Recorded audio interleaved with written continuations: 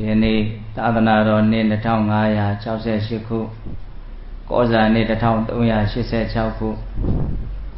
2025ခုနှစ်2လပိုင်း16ရက်တနင်္ဂနွေနေ့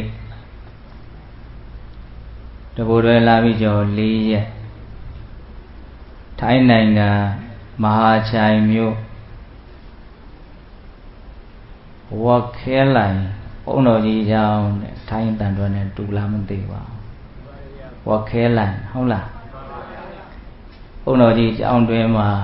မင်္ဂလာပါပရိဒတ်ဖောင်ဒေးရှင်းအသင်းအနိုင်မဲ့နှလုံးသားပရိဟိတအသင်းရွှေမြတ်တာရှင်ပရိဟိတအသင်းမျိုးချစ်ပံပရိဟိတအသင်းအနန္တခုံကြီးနာရေးကုညီမှုပရိဟိတအသင်းနဲ့ကောင်းတဲ့နာမည်တွေမလို့အကုန်ယူထားတာနော်အသင်္ကာအသင်ပေါင်းပြီးတော့ပြုကြတယ်ဟုတ်လား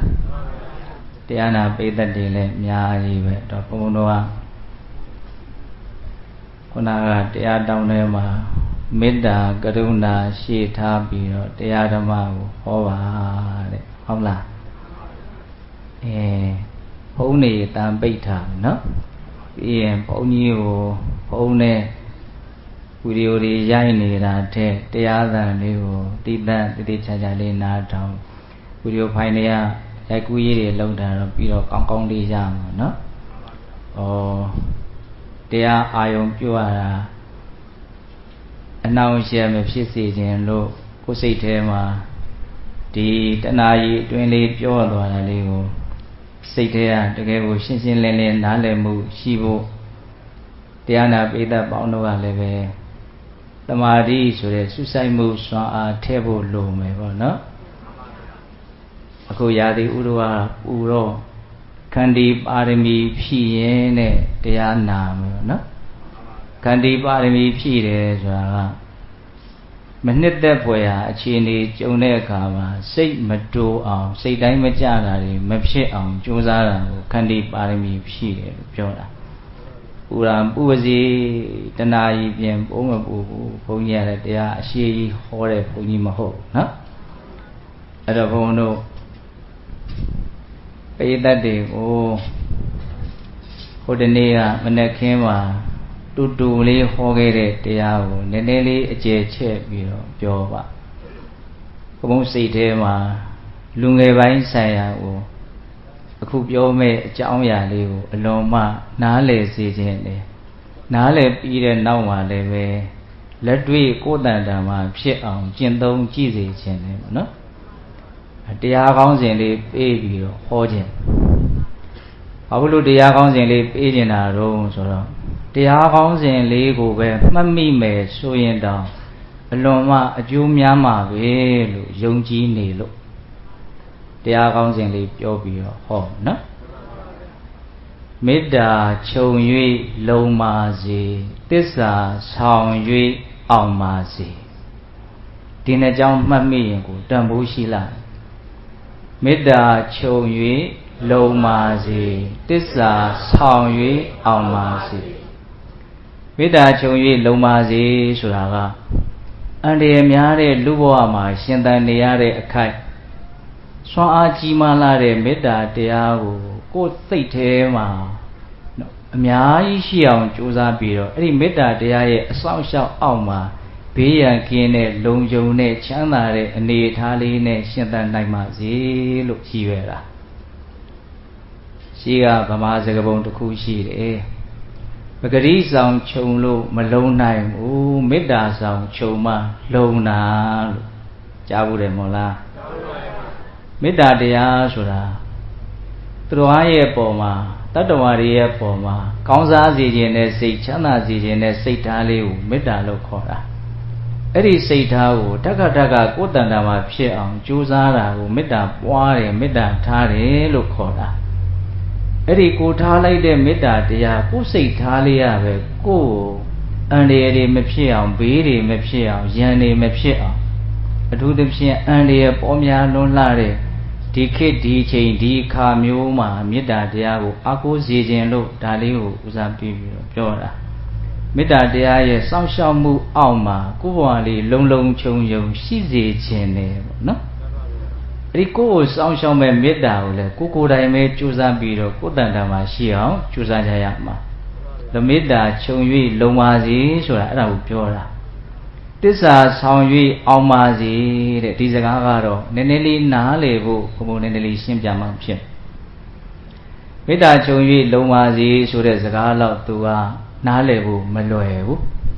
တစ္ဆာဆောင်၍အောင်ပါစေတစ္ဆာဆိုတဲ့စကားလုံးဆောင်ဆိုတဲ့စကားလုံးအောင်ဆိုတဲ့စကားလုံးအဓိကအဲ့ဒီစကားလုံး၃လုံးပါနော်တစ္ဆာဆောင်၍အောင်ပါစေတစ္ဆာဆိုတာအမှန်တရားဘာရဲ့အမှန်တရားလဲလို့မေးရင်ကိုယ်ဘဝရဲ့ကိုယ်ခန္ဓာရဲ့အမှန်တရားကိုယ်ဘဝကြီးကဘလို့ဖြစ်နေတာလဲဆိုတာကိုအမှန်တိုင်းသိအောင်ဘုံဘုံတို့ကကြိုးစားကြရတယ်ဘဝခန္ဓာရဲ့အမှန်တရားကိုဒီနေရာမှာသစ္စာလို့ပြောတာဆောင်းနေဆိုတာကအဲ့ဒီအမှန်တရားဆိုတဲ့သစ္စာကိုသိအောင်ဆောင်ရွက်တာကိုရည်ညွှန်းတာဆောင်းနေဆိုတာ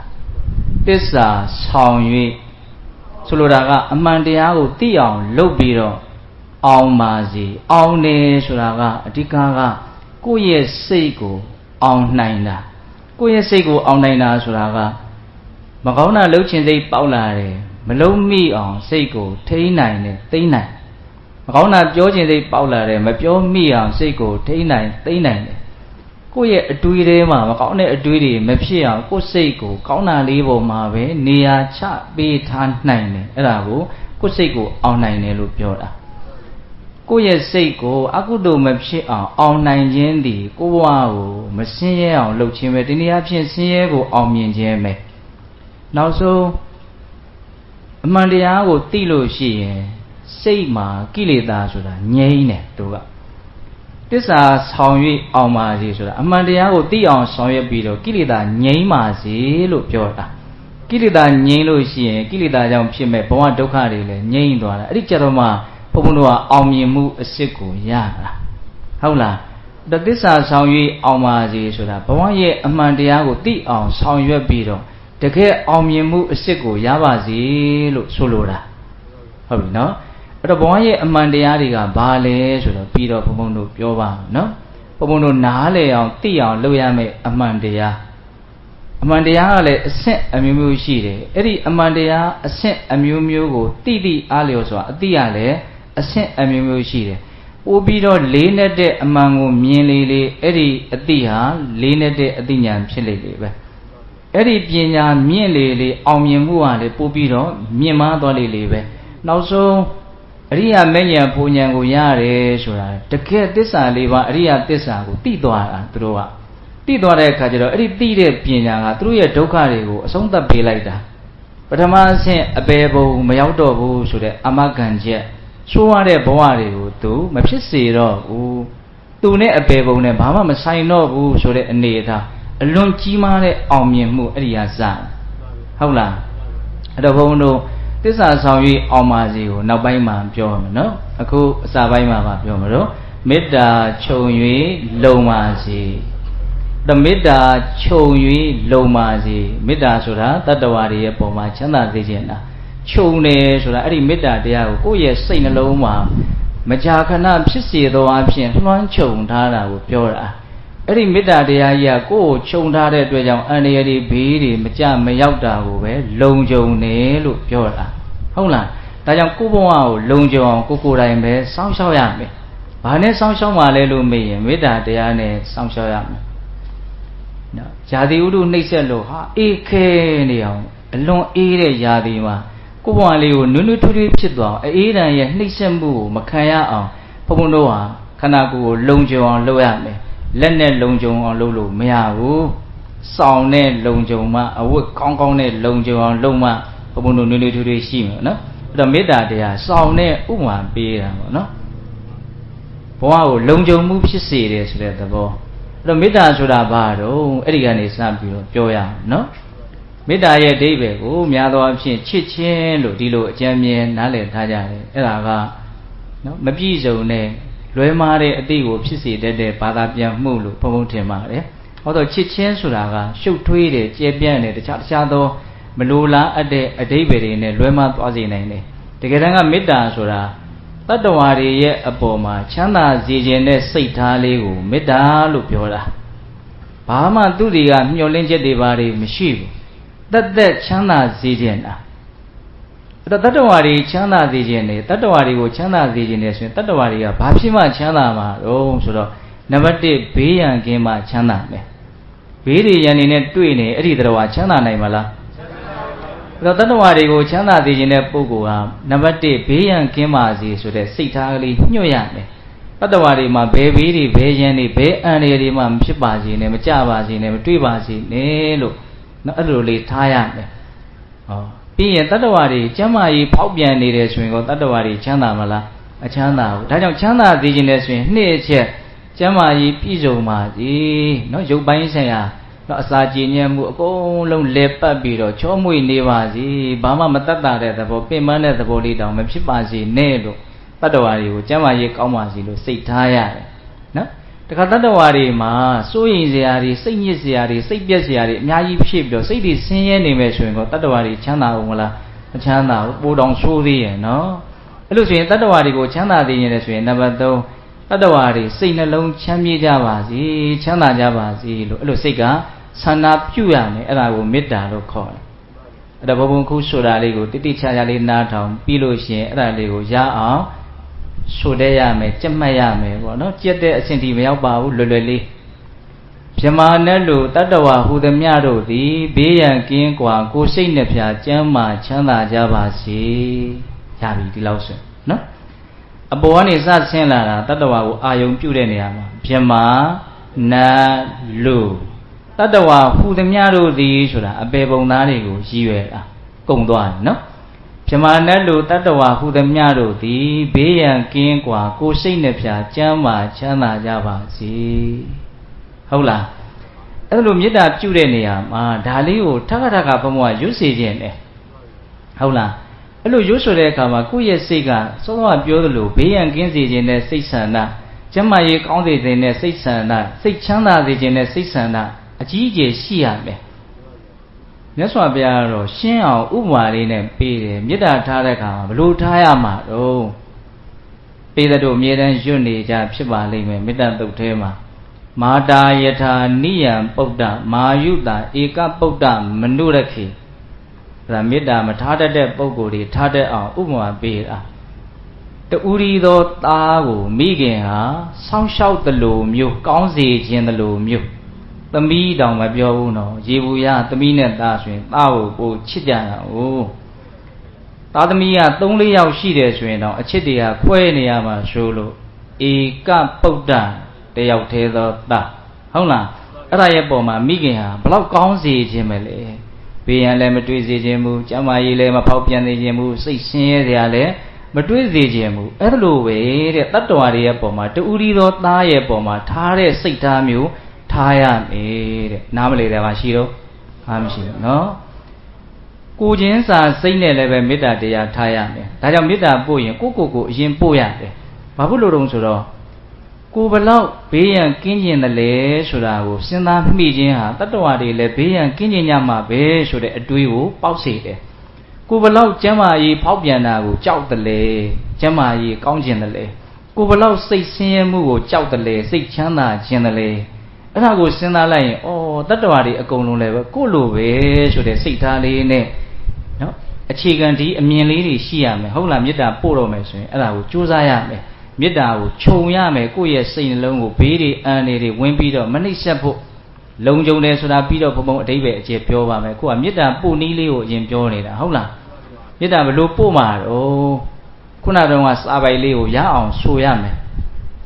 မြမာနဲ့လူတတ္တဝါဟူသည်မြတို့သည်ဘေးရန်ကင်းကွာကိုယ်စိတ်နှဖျားကျမ်းမာချမ်းသာကြပါစေပတိတစီချလိုက်လက်ချိုးရင်လည်းချိုးပတိတစ်ပတ်ဆိုရင်108ခေါက်ဖြစ်မယ်နော်ကြိုးစားမယ်လို့အမခံနိုင်မလားအဲ့ဒီဂတိလေးမြန်ပေးနိုင်မလားလုပ်ကြည့်နော်ပြီးရင်မေတ္တာတရားကိုယ်ဘယ်လောက်ထိလုံခြုံအောင်စောင့်ရှောက်တယ်လဲဆိုတာကိုကိုယ်တိုင်တွေ့ရလိမ့်မယ်ဒီနေရာမှာလုံခြုံအောင်စောင့်ရှောက်တယ်ဆိုတာက2ပိုင်းရှိတယ်ပြင်ဘက်ကမျက်စိနဲ့မြင်ရတဲ့ကြောက်မဲ့ဖွယ်ရဘေးဆိုးအန္တရာယ်ဆိုမကြမရအောင်ကာကွယ်စောင့်ရှောက်နိုင်စွမ်းရှိတယ်လို့လည်းမြတ်စွာဘုရားအတိလင်းဟောတယ်မေတ္တာရဲ့အစွမ်းတတ္တိကိုပြောတဲ့နေရာမှာ တစ်ဖက်မှာလည်းပဲဒီအတွင်းစိတ်ကိုဘေးဖြစ်စေတဲ့အန္တရာယ်ဖြစ်စေတဲ့ကြောက်မဲ့ဖွယ်ရာယာကဒေါသမောဟအစရှိတဲ့ယံသူတို့ရဲ့နှိမ့်ဆက်ခံရခြင်းမှလည်းပဲလုံခြုံအောင်စောင့်ရှောက်နိုင်စွမ်းရှိနေသေးတယ်အဲ့ဒီလုံခြုံမှုကပိုလေးနဲ့တယ်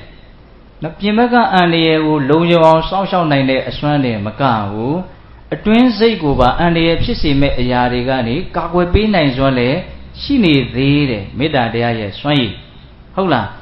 အဲ့ဒါကိုဘုံဘုံတို့ကနားလည်ပြီးတော့မေတ္တာပွားလို့စိတ်ကိုထက်သန်စေပြီးတော့မေတ္တာကိုပွားကြည့်ရမယ်ဟုတ်လားဘယ်လိုလုပ်မလို့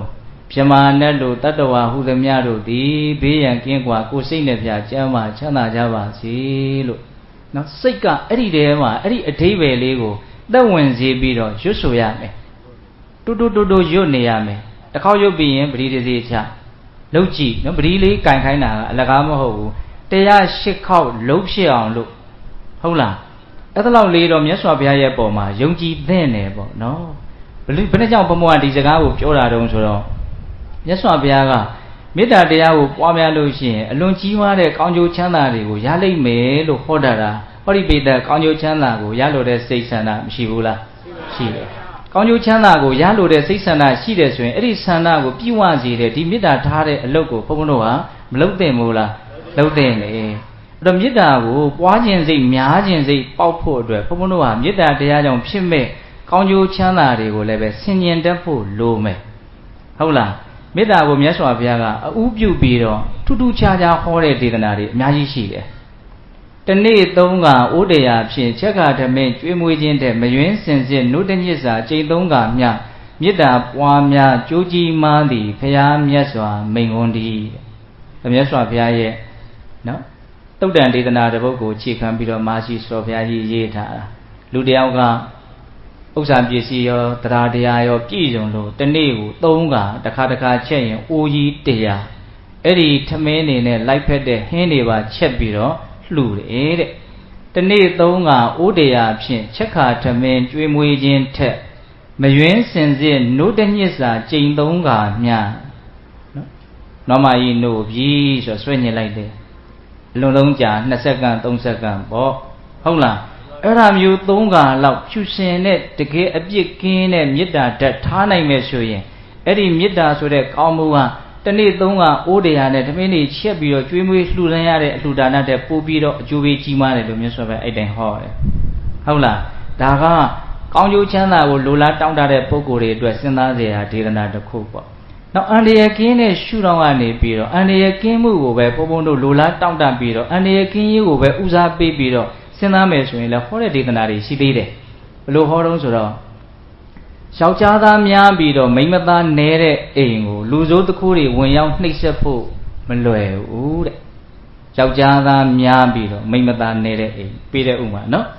်အဲ့လိုပဲလူတစ်ယောက်ရဲ့စိတ်လုံးမှာမေတ္တာဓာတ်အားကောင်းပြီးတော့ဒေါသဓာတ်အားနည်းမယ်ဆိုရင်သူ့ကိုလူမပြောနဲ့တကိုးရှိတဲ့အမနုဿတွေကတောင်နှောက်ယှက်လို့ဖျက်ဆီးလို့မရဘူးလို့အဲ့လိုဟောတယ်မိမသားများပြီးတော့ယောက်ျားသားနဲတဲ့အိမ်ကိုရန်သူတွေဝင်ရောက်နှိပ်စက်ဖို့လွယ်ကူသလိုအရာရာအလိုမချမှုစိတ်တိုင်းမချမှုဒေါသပဲဖြစ်နေတယ်တစ်ဖက်ကမေတ္တာကအလွန်အားနေတယ်ဒေါသအားကြီးပြီးတော့မေတ္တာအားနေတဲ့ပုဂ္ဂိုလ်ရဲ့တန်တန်ကိုနော်အမတုဒ္ဒတွေဝင်ပြီးတော့နှိပ်စက်ဖို့တာမန်ပုဂ္ဂိုလ်တွေဝင်ပြီးတော့နှိပ်စက်ဖို့တောင်လွယ်ကူတယ်လို့မြတ်စွာဘုရားအဲ့လိုဟောတယ်ဟုတ်လားဒါကဘေးရန်ကင်းရေးဆိုတဲ့ရှုထောင့်ကနေဦးစားပေးပြီးတော့မြတ်စွာဘုရားဟောတာပေါ့နောက်ထပ်တစ်မျိုးဟောတာရှိသေးတယ်နော်32လက်သစ်ရှိတယ်အလွန်ကောင်းတဲ့တန်နဲ့လှုပ်ထားတယ်အလွန်ထက်မြက်တဲ့တန်လျက်ဓာတ်အဲ့ဒီတန်လျက်ဓာတ်ကိုတစုံတစ်ယောက်ကဒီတန်လျက်ဓာတ်ကိုငါထရွက်6ကလေးကိုစက်ကူလေးကိုလုံးသလိုခြေသလိုမျိုးခြေပစ်မယ်လို့နော်ကြံစီစိတ်ကူးပြီးတော့အဲ့ဒီတန်လျက်ကြီးကိုသူခြေပစ်ဖို့လုံးပစ်ဖို့ကြိုးစားမယ်ဆိုရင်ဘာဖြစ်မလို့သူ့ရဲ့လက်သာလည်းအပိုင်းပိုင်းပြတ်သွားလိမ့်မယ်ဟိုတန်လျက်ကဘာမှဖြစ်မှာမဟုတ်ဟုတ်လားအဲ့ဒါမြတ်စွာဘုရားပေးတဲ့ဥမာနော်အဲ့လိုပဲမေတ္တာဓာတ်အားကောင်းအောင်ထူထောင်ထားတဲ့ပုဂ္ဂိုလ်လေ့ကျင့်ထားတဲ့ပုဂ္ဂိုလ်ကျင့်ပါများစွာမေတ္တာစိတ်ဓာတ်တွေကိုယ်တန်တမှာဖြစ်အောင်ကြိုးစားထားတဲ့ပုဂ္ဂိုလ်ဒီနေ့ကို108ခေါက်လောက်တော့အနည်းဆုံးဘုံဘုံကလှုပ်ကြည့်စေခြင်းနဲ့ဟုတ်လားတိလာလိမ့်မယ်မလှုပ်ခင်အားနဲ့လှုပ်ပြီးတဲ့နောက်မှာထူးခြားမှုဟာရှိကိုရှိတယ်ဘာထူးမလဲတော့ဘုံဘုံမသိဘူးထူးတာတော့ထူးကိုထူးလိမ့်မယ်အနည်းဆုံးတော့ကိုစစ်မှန်တဲ့ကျင့်တတ်မှုနဲ့ချမ်းသာမှုကိုရလိမ့်မယ်ဆိုတာတော့အမှန်ခံနိုင်တယ် ဟုတ်လားဘာတွေဖြစ်မယ်ညာတွေဖြစ်မယ်ဘုံမပြောပါဘူးနော်ခုဒီမှာမြတ်စွာဘုရားကနော်လုံခြုံရေးရှုထောင့်ကနေကြည့်ပြီးတော့ပြောတာနော်နော်တန်လျက်ကြီးကိုလိတ်ဖို့လုံးဖို့ကြိုးစားမယ်ဆိုရင်အဲ့ဒီလူသားဒုက္ခရောက်မယ်အဲ့လိုပဲမေတ္တာတအားကောင်းတဲ့ပုဂ္ဂိုလ်တယောက်ကဒုက္ခပေးဖို့ကြံစီမယ်စဉ်းစားမယ်ဆိုရင်အဲ့ဒီဒုက္ခပေးဖို့ကြံစီစဉ်းစားတဲ့သူသည်သာလည်းဒုက္ခရောက်သွားတဲ့အကြောင်းရှိဒါလည်းပဲမေတ္တာကတံပြန်ပြီးတော့သူ့ကိုနှိပ်စက်လိုက်တာတော့မဟုတ်ဘူးသူစေတနာနဲ့သူသွားတာမေတ္တာကသူ့ကိုရှင်းရအောင်နှိပ်စက်တာမဟုတ်ဘူးဥမာဗာနဲ့တူလဲဆိုလို့ရှိရင်ဘုန်းတို့နော်ခိုင်ခန့်တဲ့နံရံကြီးကိုဘောလုံးတစ်လုံးနဲ့ပြစ်ပေါက်လိုက်မယ်ဆိုရင်အဲ့ဒီဘောလုံးဟာပြန်ကန်ထွက်သွားမှာပါနော်ပြစ်တဲ့လူကအားဆိုင်ရင်စိုက်တဲ့လောက်ပြန်ကန်ထွက်တဲ့အရှိန်ကလည်းပို့ပြီးတော့ပြင်းထန်ပဲပေါ့အဲ့ဒီဘောလုံးကြီးပြန်ကန်ထွက်သွားအောင်နံရံကြီးကတွန်းထုတ်သလားနံရံအလွန်ကိုငြိမ်တယ်လုံးဝလှုပ်ရှားမှုမရှိအဲ့ဒီလှုပ်ရှားမှုမရှိလို့ကိုဟောကောင်းပြန်ကန်ထွက်သွားတာပဲမေတ္တာတက်အားကောင်းတဲ့ပုဂ္ဂိုလ်ရဲ့စိတ်နှလုံးဟာလည်းအလွန်ငြိမ်သက်တယ်အလွန်မွန်မြတ်တယ်သူ့ကိုမကောင်းကြံတဲ့သူသားနဲ့သူ့ရဲ့ငြိမ်သက်မှုမွန်မြတ်မှုကပဲသူ့ကိုဒုက္ခမရအောင်ကာကွယ်ပြီးဟိုလူကတော့သူ့စေနာနဲ့သူသွားတာပဲဒီသဘောကိုပြောတာနော်ပြီးတော့ဘုန်းဘုန်းတို့မေတ္တာပွားဖို့အတွက်စိတ်အားထက်သန်သေးဖို့မဖြစ်မနေခေါင်းထဲမှာမေတ္တာရဲ့အကျိုးကိုနားလည်ထားဖို့လိုတယ်အဲ့ဒါကမြတ်စွာဘုရားတတိတတ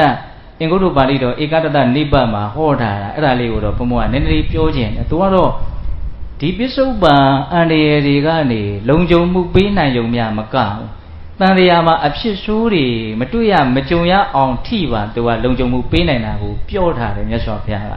ဟုတ်လာ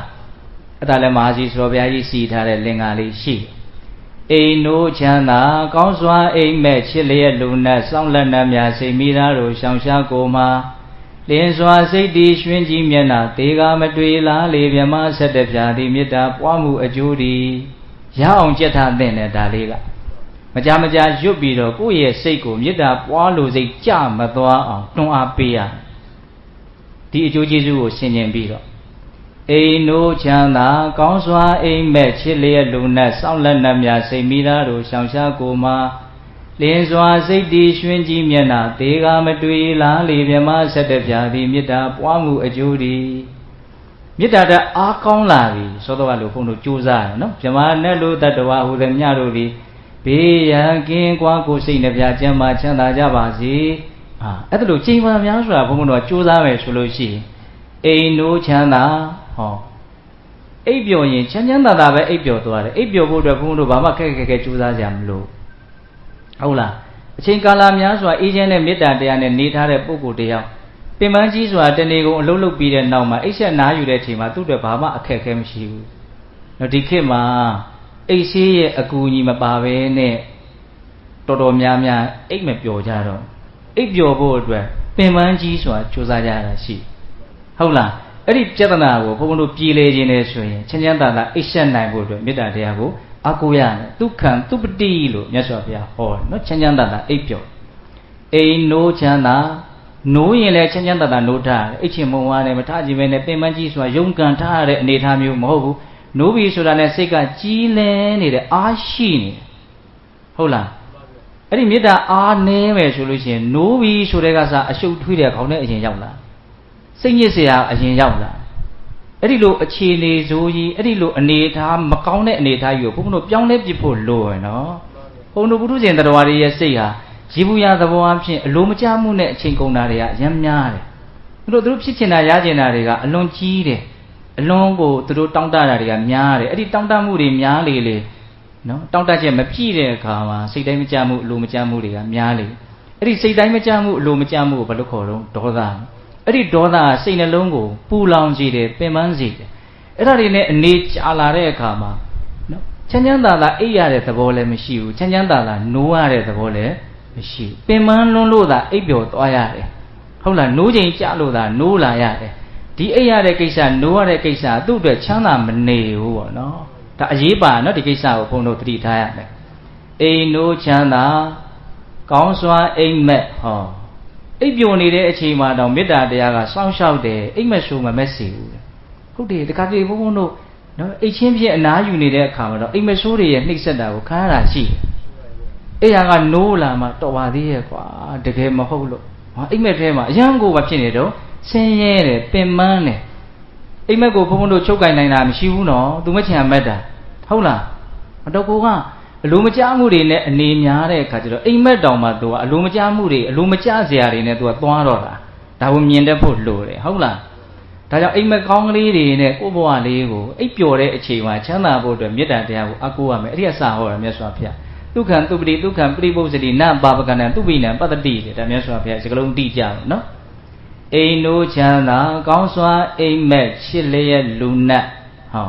မနုဿာနံပိယောဟောတိအမနုဿာနံပိယောဟောတိမေတ္တာတအားကောင်းတဲ့ပုဂ္ဂိုလ်ကိုဝန်းကျင်ကလူတွေကအလွန်မှချစ်မြတ်လို့ရတယ်ပြောရရင်ပတ်ဝန်းကျင်ကလူတွေရဲ့မေတ္တာကိုလွယ်လွယ်လေးရနိုင်တယ်မနုဿာနံပိယောဟောတိဒီကိစ္စလည်းဘုန်းဘုန်းတို့လိုလားတောင်းတမှုအကြီးကြီးရှိရနော်ကိုယ်ယွန်းရှားနေတာမုန်းတီးနေတာအထင်သေးနေတာကိုဘယ်သူမှမကြိုက်ဘူးခါခါတီးတီးတုံ့ပြန်တယ်ဟုတ်လားကိုယ်လေးစားတယ်တန်ဖိုးထားတယ်ကောင်းစေခြင်းနဲ့မေတ္တာရှိတယ်ဆိုရင်အလွန်မှကျင့်တတ်ရတယ်နှစ်သက်ရတယ်အဲ့ဒီအခြေအနေကောင်းကိုဘုန်းဘုန်းတို့လိုလားတောင်းတတယ်ဆိုလို့ရှိရင်မေတ္တာကိုပွားများရမယ်ပြောတာနော်မနုဿာနံပိယောဟောတိပြီးတော့ပါတော့အမနုဿာနံပိယောဟောတိအမနုဿဆိုတာလူမဟုတ်တဲ့တရားဝါလူဟာလွဲလို့ကြံတဲ့တရားဝါအဲ့ဒီတရားဝါတွေရဲ့ချစ်ချင်းကိုလည်းပဲလွယ်လွယ်လေးရမယ်တဲ့ဟုတ်လားအိမ်နိုးချမ်းသာကောင်းစွာအိမ်မက်ချစ်လျက်လူနဲ့စောင့်လက်နှံများစိတ်မိသားတို့ရှောင်ရှားကိုမှာဟောနောက်စောင့်လက်နှံများဒေဝတာနာရခန္တိနတ်တွေရဲ့စောင့်ရှောက်မှုကိုမေတ္တာတအားကြီးတဲ့ပုဂ္ဂိုလ်ဟာရရှိထားတယ်တဲ့ကာယကံရှင်ကတည်ကောင်းမှတည်မယ်နော်အနေရရှိတဲ့နေရာမှာသွားပြစ်အောင်ဒုက္ခဖြစ်မဲ့အနေအထားမျိုးလေးတွေကိုမတွေ့ရမကြုံရအောင်ကြံကြံဖန်ဖန်လွတ်သွားအောင်နော်အဲ့လိုမျိုးစောင့်ရှောက်တဲ့အနေအထားမေတ္တာထားတဲ့ပုဂ္ဂိုလ်ကိုယ်တိုင်ကတည်ကောင်းမှတည်မယ်အဲ့ဒီလိုလေးနေတဲ့စမ်းကြယ်တဲ့ကိစ္စမျိုးတွေကတော့မေတ္တာတရားကဖြစ်ပွားစေတဲ့အနေအထားမျိုးမှာရှိတယ်ဆိုတာမြတ်စွာဘုရားမြင်လို့ပြောထားတာပေါ့နော်အိမ်နိုးချမ်းသာကောင်းစွာအိမ်မက်ချစ်လျက်လူနဲ့စောင့်လက်နှံများစိတ်မိသားတို့ရှောင်ရှားကိုမှာဟောစိတ်မိသားတို့ရှောင်ရှားကိုမှာနတ္တအဂိဝဝိတံဝတတ္ထဝကမတိတဲ့အစိတ်တို့မီးဆိုတဲ့အပူဓာတ်တို့ဟုတ်လားဒါအစရှိတဲ့လက်နှက်တို့အဲ့ဒါတွေကြောင့်အနေဖြစ်တာမရှိဘူးလုံခြုံရေးမှာဘလောက်တောင်သူ့ရဲ့ဆွမ်းအားကြီးတယ်လဲဆိုတာကိုမြင်ရမယ်ဟုတ်လားအဲ့ဒါဘုံကအစိတ်ဆိုတာလည်းဘက်တီးရီးယားပိုးတွေယောဂပိုးတွေတောင်ဘုံကထည့်ကြည့်ခြင်းတယ်ပေါ့နော်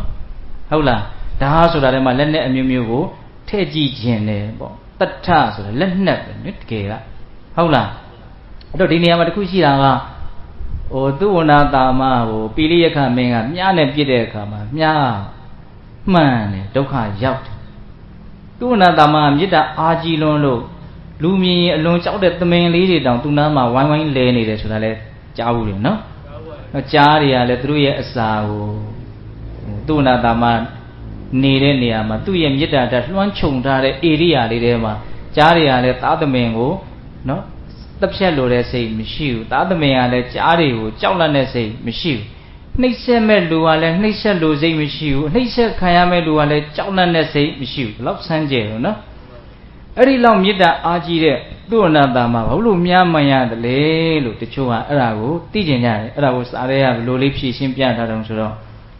စစ်သူကြီးများသုံးတဲ့ချက်ဝတ္တဇာအဲ့ဒီချက်ဝတ္တဇာကိုဝတ်ပြီးတော့တိုက်ပွဲဆင်နွှဲမယ်ဆိုလို့ရှိရင်ရန်သူရဲ့လက်နက်ဟာဘလို့မှသူ့ကိုမထိရောက်နိုင်ဘူးပေါ့နော်ချက်ဝတ္တဇာကကာကွယ်ထားမယ်ပေါ့သို့တော့ချက်ဝတ္တဇာကိုချွတ်ပြီးတော့ချိတ်ထားမယ်ဆိုအဲ့ဒီအချိန်မှာဆိုရင်တော့ချက်ဝတ္တဇာကသူ့ကိုကာကွယ်ဆောင်ရှောက်မှုမပြုနိုင်ဘူး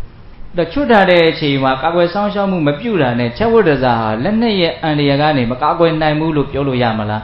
မရဘူးအဲ့တော့ဆိုလိုတာကမေတ္တာလက်လွတ်ဖြစ်နေတဲ့အချိန်မှာသူ့အနာတာမှာဒုက္ခရောက်တယ်ဆိုတဲ့အနေအထားလေးကိုပြောတာဟုတ်လားအဲ့တော့ဘုန်းဘုန်းတို့ကနော်အန္တရာယ်များတဲ့ဒီခေတ်ဒီခါမှာမေတ္တာတရားရဲ့သဘောတဘာဝတွေကိုနားလည်ပြီးတော့သူ့ကိုယ့်ရဲ့အကာအကွယ်အဆောင်အရှောက်တစ်ခုအနေနဲ့နီးမှန်လမ်းမှာဘုန်းဘုန်းတို့အသုံးချနိုင်မှုမလိုဘူးလားလိုတယ်နော်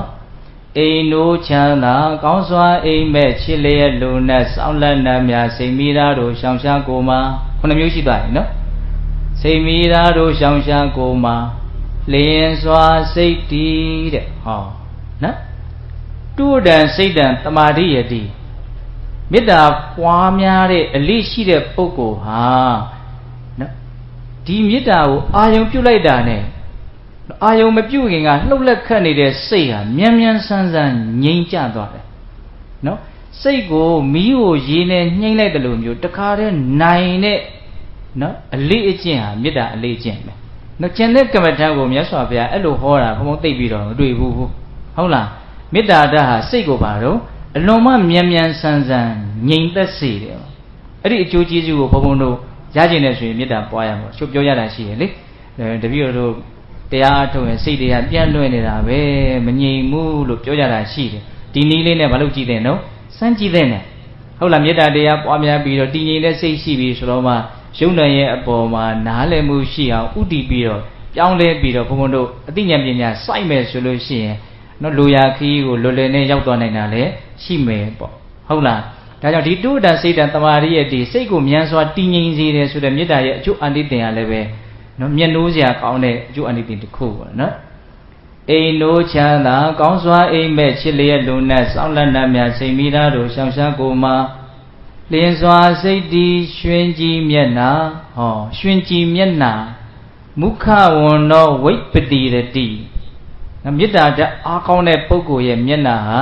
ကြည်လင်တယ်တန့်ရှင်းတယ်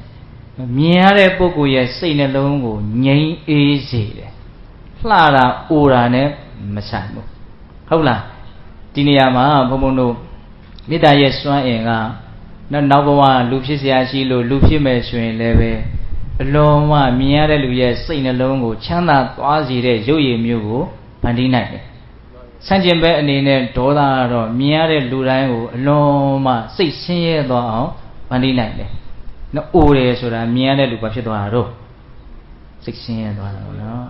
လှတယ်ဆိုတာမြင်ရတဲ့လူဘာဖြစ်သွားတာတော့စိတ်ချမ်းသာသွားတာဒါကအတိတ်ကံကြောင့်ရတဲ့အကျိုးရလဒ်တစ်ခုပေါ့သို့တော့ပြစ္ဆုတ်ပံမှာဆက်စဉ်းစားကြည့်ပါဦးအဲ့ဒီလှတယ်ဆိုတော့သူသည်ပင်လည်းဒေါသဖြစ်နေတဲ့အခိုက်မှာသူ့ရဲ့ရုပ်ရည်ဘယ်လိုဖြစ်နေတော့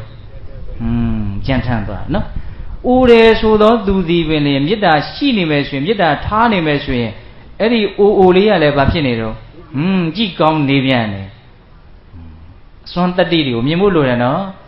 ဒါကြောင့်ကိုယ့်ရဲ့ရုပ်ရည်ကိုကြည့်ကောင်းတဲ့အနေအထားမျိုးကိုရောက်ချင်တဲ့အထူးသဖြင့်အမျိုးသမီးတို့ပေါ့နော်ဒီကိစ္စအတွက်လုံးပန်းမယ်ဆိုရင်ဒီနီလန်းကအကောင်းဆုံးလို့ဘုံဘုံကမြင်ကျွန်တော်နီလန်းတွေကငွေကုန်ကြေးကြများနော်ဟုတ်လားဘာတွေမှန်းတော့မသိဘူးဘလို့လောက်ရမယ်မှန်းတော့မသိဘူးဟုတ်လားသူတို့ပစ္စည်းတွေဘလို့သုံးရတယ်ဆိုတော့သင်တန်းတက်ရမယ်အနေအထားမှာရှိရနော်ဟုတ်လားဒီအလှအပအတွက်ကအလှပရဲ့ပန်းနိုင်ရပါတော့ကြည့်ကောင်းဖို့ပေါ့ဟုတ်လားအဲ့ဒါကြည့်ကောင်းစေခြင်းလေဆိုလို့ရှိရင်အကောင်းဆုံးအရာထည့်ထားလိုက်အကောင်းဆုံးအရာပါတော့မေတ္တာတရားပဲလောကီလိုအကောင်းဆုံးအရာမေတ္တာကိုဘယ်သူမှကိုရှင်းကိုမရှင်းနိုင်ဘူးဒါကြောင့်မြတ်စွာဘုရားကဒီဘဝတမ္ပတ္တိဘောဂတမ္ပတ္တိလောကီကောင်းကျိုးချမ်းသာကိုဖြစ်ထွန်းစေတဲ့ကုသိုလ်ကောင်းမှုတွေမှာမေတ္တာဟာအထွတ်အထိပ်ပဲလို့ဟောတယ်မေတ္တာကြောင့်ဖြစ်တဲ့ကောင်းကျိုးချမ်းသာကိုငါဘုရားကလွဲလို့ဘယ်သူမှကုန်အောင်မမြင်နိုင်ဘူးလို့အဲ့လိုလဲဟောတယ်ဘုံဘုံတော်ကဒါအကောင်းဆုံးလက်နက်ကိုရထားတာအသုံးချဖို့ပဲလိုတော့တာနော်ဟုတ်လားအိမ်နိုးချမ်းသာကောင်းစွာအိမ်မဲ့ချစ်လျက်လူနဲ့စောင့်လက်နှံများစိတ်မိသားတို့ရှောင်ရှားကိုမှာလင်းစွာစိတ်တီရွှင်ကြည်မျက်နှာသေကမတွေ့ဒီချက်ကအားရစရာအလွန်ကောင်းသေကမတွေ့နော်အတ္တံမုံလောကာလံကရောတိဘဝရဲ့သေခြင်းတရားနော်အခုဘုံဘုံတို့ရှင်းသန်းနေတယ်ဆိုတာမီးတောက်ကလေးတောက်ဟုတ်လားဒီမီးတောက်ကလေးကဘာကိုဆွဲပြုတ်ပြီးတော့တောက်နေတာတုံးဆိုတော့စီနဲ့မီးစာကိုဆွဲပြုတ်ပြီးတော့တောက်နေတဲ့အချိန်တိုင်းမှာမီးစာဟာကုန်းနေတယ်စီရလည်းဘာဖြစ်နေတော့မီးစာကလည်းဆင်းဆွဲဆုပ်တာကိုခံနေရတယ်1မိနစ်တောက်ရင်1မိနစ်စာစီနဲ့မီးစာကုန်တယ်ခုဘယ်လောက်များလောင်ကျွမ်းပြီးပြီတော့နှစ်40ဆိုရင်နှစ်ပေါင်း40လောင်ကျွမ်းပြီးပြီနောက်ထပ်ဘယ်လောက်ဆက်ပြီးတော့ဒီမီးတောက်ကလေးတောက်မှာတော့အဲ့ဒါဘယ်သူမှမသိနိုင်ဘူးအဲ့ဒါလက်ကြံစီနဲ့မီးစာဘယ်လောက်ရှိသေးသလဲဆိုတာပေါ်မှာမူတည်တယ်အဲ့ဒီရှုတော်ကကြည့်မယ်ဆိုရင်ဘဝထိတ်လန့်စရာနဲ့သွားနေတာနော်ဘယ်ချိန်ကုန်သွားမလဲဒီစီကုန်တဲ့ချိန်ရက်မှာနော်အာနာတဲ့သဘောမရှိဘူးတဏှာတဲ့သဘောမရှိဘူးငဲ့ညာတဲ့သဘောမရှိဘူးဟာဒီလူအလုတ်တန်းလန်းနဲ့ငါရက်လိုက်လို့မဖြစ်ဘူးလို့ရှိမလားသိခြင်းတရားမှာမရှိဘူးနော်တချို့ဘဝကိုအခုမှစမယ်လို့လောက်ခါရှိသေးတယ်သူကဆုံးသွားအဲ့လိုလူတွေအများကြီးရှိရနော်ဘာပြောတာတော့သိခြင်းတရားအချိန်မရွေးတွေ့ရနိုင်တယ်အဲ့ဒီသိခြင်းတရားကဘဝမှာအကြီးမားဆုံးအပြောင်းလဲကိုဖြစ်စေမဲ့အရာပဲဘဝမှာအကြီးမားဆုံးအပြောင်းလဲဆိုတာကဆိုကြပါစို့အခုလူသေတာနဲ့ဒီမှာအလောင်းကောင်ကြီးကဒီတိုင်းကြံ့နေပြီးတော့သူ့ရဲ့အဆက်ကဘယ်မှာသွားဖြစ်နေလို့ဆိုတော့တိဋ္ဌာန်မှာသွားဖြစ်နေသူရိစ္ဆန်ဖြစ်နေပြီ ဘလောက်ကြီးမားတဲ့အပြောင်းလဲလဲအခုလူသေတာနဲ့ဟိုမှာနတ်ဖြစ်နေပြီဘလောက်ကြီးမားတဲ့အပြောင်းလဲလဲကောင်းတဲ့ဘက်မှာလည်းပဲဖြစ်နိုင်တယ်လို့ဆိုးတဲ့ဘက်မှာလည်းဖြစ်နိုင်တယ်ဘာကိုအကြောင်းပြုပြီးတော့ဖြစ်သွားတာလဲအဲ့ဒီအပြောင်းလဲဟာသေခြင်းကိုအကြောင်းပြုပြီးတော့ဖြစ်သွားတာဟုတ်တယ်မဟုတ်လားအဲ့ဒီသေခြင်းအပြောင်းလဲကြီးကအကြီးကြီးပဲသူကအဲ့ဒါဘုံဘုံတို့အကောင်းဆုံးအပြောင်းလဲဖြစ်အောင်လုပ်နိုင်ဖို့လိုမယ်ပေါ့အဲ့ဒါကောင်းကောင်းသေနိုင်ရင်ကောင်းတဲ့အပြောင်းလဲဖြစ်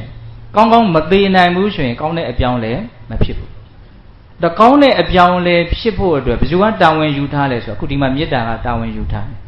မသေးခင်မှာအစသရရအစဉ်ပြေအောင်အန္တရာယ်တွေကလွတ်အောင်လုံခြုံအောင်ကာကွယ်စောင့်ရှောက်ရုံမြမကဘဲနဲ့သေသည်ဤအခြားမဲ့ထိလိုက်ပြီးတော့သူဘာလုပ်မှာတော့စောင့်ရှောက်မှာခုကျတို့အမျှော်မြင်ရှိတဲ့လူတိုင်းငါကောင်းကောင်းကန်းကန်းမှသိနိုင်မှမလားမသိဘူးလို့တွေးပြီးတော့ကြောက်ကြတာတွေရှိမယ်နော်အဲ့ဒီလိုပုံကိုယ်တွေအတွက်ဒါအဖြေပဲအတ္တမုံလောကာလံကရောတိမတွေးမဝေကြီးကြီးလင်းလင်းငြိမ်ငြိမ်အေးအေးချမ်းချမ်းသာသာသိခြင်းကိုလက်ခံနိုင်တယ်ဟုတ်လားသိခြင်းတရားကိုချမ်းချမ်းသာသာဘုံဘုံတို့ရင်ဆိုင်နိုင်လိမ့်မယ်ဟုတ်လားချမ်းချမ်းသာသာသိပြီဆိုတော့ချမ်းချမ်းသာသာနေရတဲ့အနေအထားမျိုးကိုပဲဆက်ဖြစ်သွားမယ်ပေါ့အဲ့ဒါကိုမြတ်စွာဘုရားဘယ်လိုပြောတော့ဥတ္တရိအပရိဝိဇ္ဇံတော့မြမလောကုဘကောဟောတိတဲ့နော်အထက်မဲ့ဖို့တွေမရသေးလို့အထူးသဖြင့်အရဟတမေညာအရဟတဖို့ညာမရသေးလို့ဟုတ်လားဘဝဆက်ရအောင်မယ်ဆိုလို့ရှိရင်မေတ္တာတရားကသူ့ကိုဘယ်ထိပို့နိုင်လဲဆိုရင်31ပုံမှာအမြင့်ဆုံးလို့ပြောတဲ့ဗြဟ္မဘုံကိုပို့မယ်ဒါရည်ဘူးရသဘောနော်လူဘုံနဲ့နတ်ဘုံကမြင့်တယ်နတ်ဘုံနဲ့ဗြဟ္မဘုံကမြင့်တယ်ဟုတ်လားဗြဟ္မလောကုဘကောဟောတိတဲ့ဗြဟ္မဘုံကိုကတ်ရောက်ရတယ်တဲ့မေတ္တာအားကြီးတဲ့ပုဂ္ဂိုလ်သူ့ရဲ့စွမ်းအားသူ့ရဲ့အရှိန်ကကြီးလွန်းလို့တခါတည်းဘုံဘုံကဘလို့တောင်မြင်လဲဆိုတော့ဟိုဒီတနက်နဲ့ကြည်တံကိုထက်ပြီးတော့ပြစ်လိုက်တယ်အမြောက်နဲ့ထက်ပြီးတော့ပြစ်လိုက်တယ်ဒုံးကြီးနဲ့ပြစ်လိုက်တယ်စွမ်းအားတွေပေါ်မှာမူတည်ပြီးတော့ဘယ်နှမိုင်ရောက်တယ်ဘယ်လောက်ထိသွားတယ်ဟုတ်လားတာတို့ပြစ်တာလက်ပြစ်တာဝေးပြစ်ဆိုတယ်ရှိတယ်မဟုတ်လားပြစ်တာဘယ်ထိပြစ်တင်လိုက်တာဗြဟ္မပြည်ထိရောက်အောင်ပြစ်တင်လိုက်တာနော်နတ်ပြည်ကိုချော်သွားတယ်ဟုတ်လားသူ့ရဲ့စွမ်းအားကိုမြင်ဖို့ပြုံဖုံတို့ပြောပြတယ်နော်အဲ့အကျိုးကျေးဇူးဘယ်နှမျိုးတော့17မျိုးအိမ်တို့ချမ်းသာကောင်းစွာအိမ်မဲ့ချစ်လျက်လိုနဲ့စောင့်လက်နှမြစိတ်မိသားတို့ရှောင်ရှားကိုမှာလင်းစွာစိတ်တည်ရွှင်ကြည်မျက်နှာသေကမတွေ့လားလေမြမ17ဖြာသည်မေတ္တာပွားမှုအကျိုးဒီဒါလေးကိုရအောင်ကြက်တာရအောင်ကြက်ပြီးတော့မကြရွတ်ဖက်ခြင်းအပြင်ကိုယ့်ရဲ့မေတ္တာပွားလို့စိတ်ကိုဘယ်လိုရမလို့ထက်သန်စေရမယ်ပေါ့နော်အဲ့ဒါဘုန်းတို့တရားရဲ့ပထမပိုင်းနေနဲ့မေတ္တာခြုံ၍လုံပါစေဆိုတာဒါကိုပြောနော်ဒီဘဝကိုလုံခြုံမှုပေးုံနဲ့မကသေခြင်းတရားကိုနော်ဖြတ်တန်းတဲ့အခါမှာလည်းပဲလုံခြုံမှုရှိအောင်သေပြီးတဲ့နောက်ဟိုနောက်ဘဝမှာလည်းပဲလုံခြုံမှုရှိအောင်အဲ့ဒီထိလိုက်ပြီးတော့ကာဝယ်စောင့်ရှောက်နိုင်စွမ်းရှိတယ်ဆိုတာကိုမြင်ပြီးတော့ဘုန်းဘုန်းတို့ကမေတ္တာတရားကိုအာကိုအာရပြုကြရမယ်ပေါ့နော်ကိုယ့်ကိုစောင့်ရှောက်မဲ့အရာကိုကိုယ်တိုင်ပဲကြိုးစားပြီးတော့တိဆောက်ရမှာနော်မြတ်စွာဘုရားသူများကိုအာကိုလို့ဘယ်တော့မှမဟောဘူးမပြောဘူးဘယ်လိုပြောတာတော့ကိုအာကိုအတ္တဟိအတ္တနောနာတော်ကိုတို့အာကိုစရာကိုပဲရှိတယ်ဘာလို့ဆိုကိုတို့အာကိုရာကိုပဲလှုပ်လို့ရလို့သူများလှုပ်ခိုင်းလို့မရလို့ဟုတ်လားဒါကြောင့်ကိုတို့အာကိုရာရအောင်ကိုယ်တိုင်လှုပ်ရတာဖြစ်လို့ကိုအာကိုလို့ပြောတာနော်အဲ့ဒါဘုန်းဘုန်းတို့ခုအာကိုတစ်ခုရသွားတယ်ပေါ့ပါတော့မေတ္တာတရားမေတ္တာခြုံ၍လုံပါစေတဲ့ဘုံဘုံကအတန်ဖတ်မထားလဲရဘူးမေ့နော်အဲ့တော့ခုဘုံဘုံတရားဟောတာဘယ်လောက်ရှိသွားပြီတော့ဘယ်နှမိနစ်ရှိသွားပြီတော့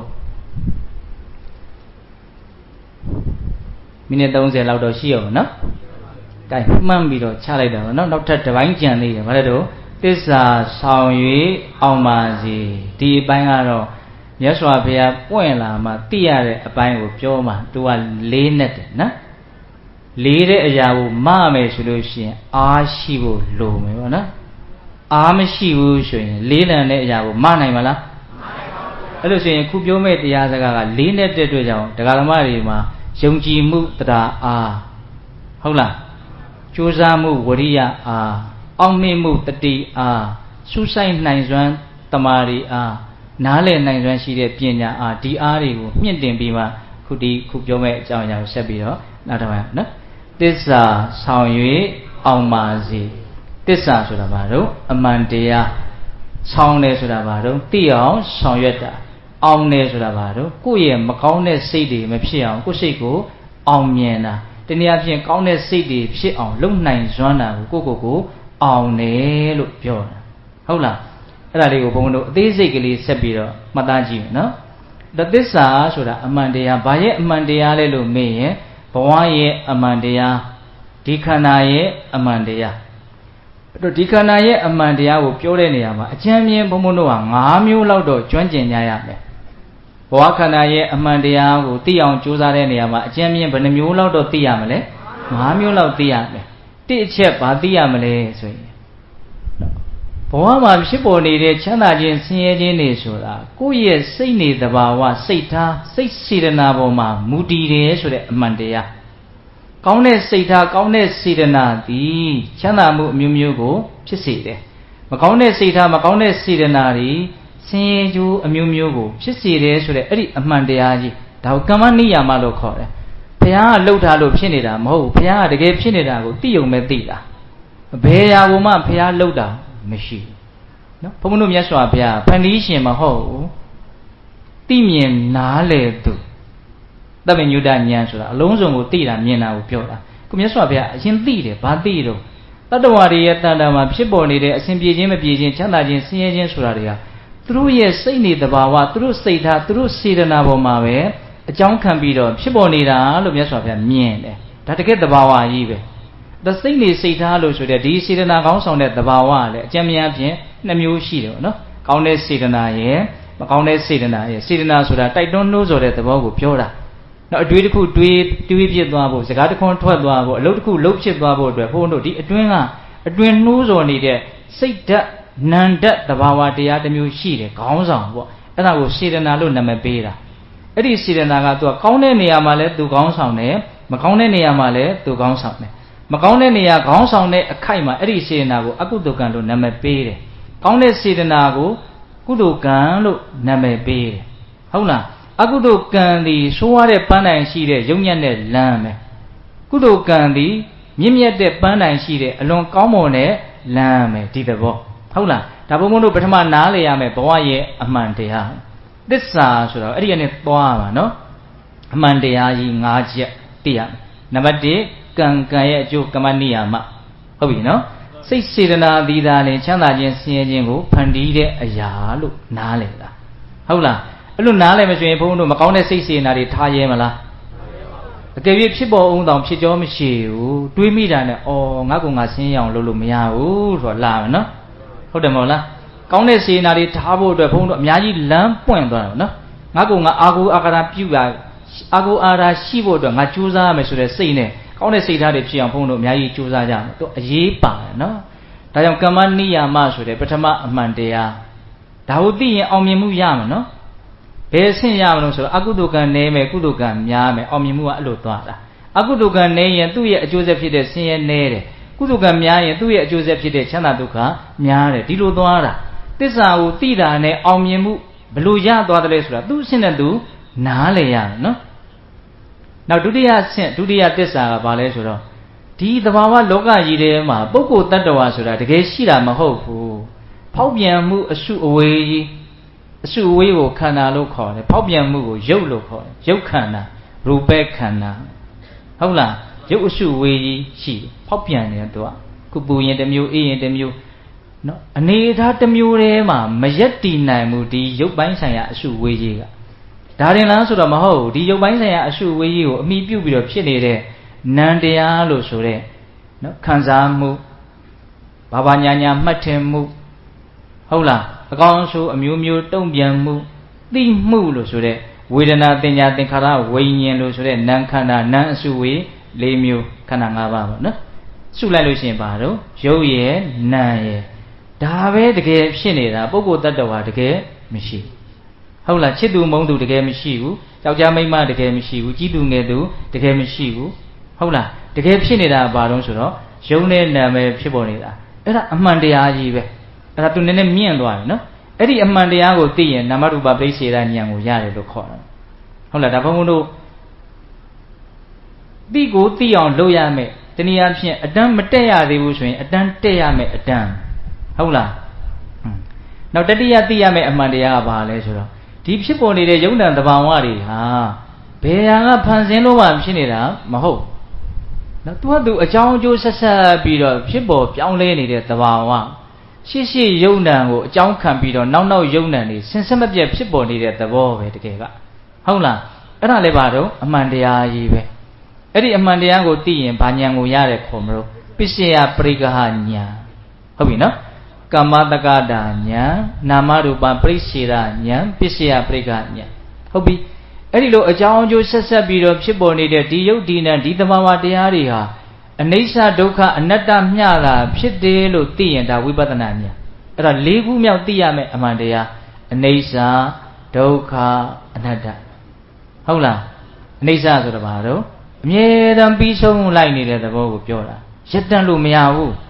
တားထားလို့လည်းမရဘူးထိန်းလို့လည်းမရဘူးသိမ်းလို့လည်းမရထိန်းသိမ်းနေလို့နော်ထိန်းထားတယ်ဆိုတာဒီလိုလေးမဖြစ်အောင်တတလေးထိန်းထားတာဟုတ်လားထိန်းထား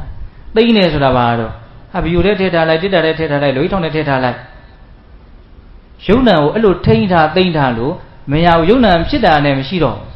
နောက်တစ်ထပ်ဖြစ်တယ်အဲ့ဒီဖြစ်လာတာမရှိတော့ကိုဘုံဘုံရဲ့အတန်ကိုပဲတတိလေးထားကြည့်လိုက်ပေါ်ပေါ်ပြောက်ပြောက်ပဲသူကသွားနေတာထပ်ဖြစ်နေတာပဲရှိတယ်နော်